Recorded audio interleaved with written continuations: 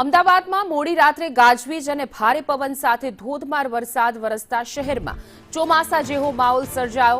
Bopal, Shilaj, Thaltej, Vastrapur, Sabarmati, Ranip, ST highway, Odhav, નિરણનગર, Saraspur અને પાલડી સહિતના વિસ્તારોમાં વરસાદ જે છે તે નોંધાયો છે।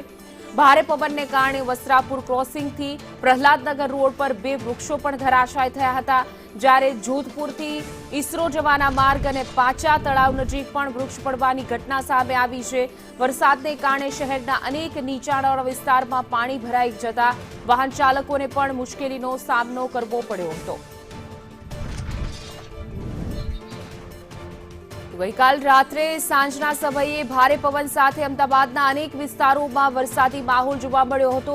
ભારે પવનને કારણે ડમરી ઉડી હતી, સાથે જ અનેક એવા વિસ્તારો છે કે જ્યાં વૃક્ષ પડવાની ઘટના સામે આવી છે।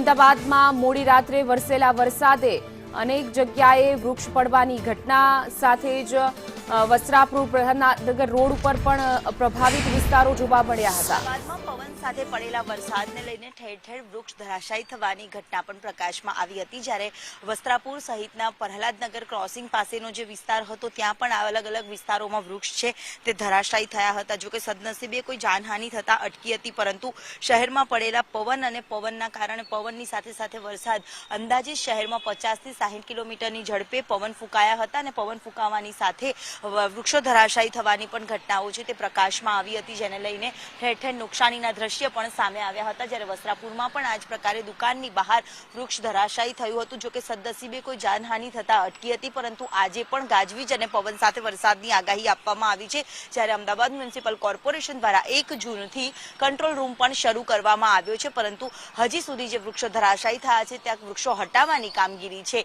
તે તંત્ર દ્વારા હાથ ધરવામાં નથી આવી। કેમેરામેન પુખરાજ શર્મા સાથે દિવ્યા ચૌહાણ, સંદેશ ન્યૂઝ, અમદાવાદ।